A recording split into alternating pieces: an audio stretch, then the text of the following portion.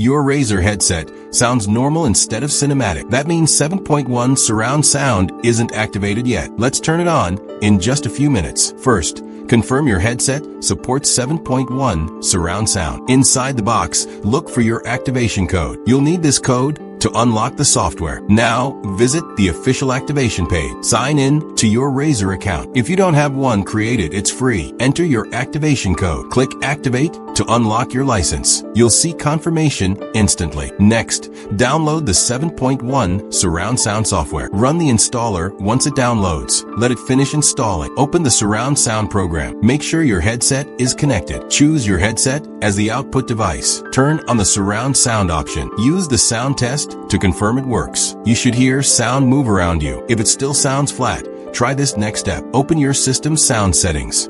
Set your Razer headset as default output. Apply the changes. Restart the surround sound software. Now test it inside a game. You should hear sounds from all directions.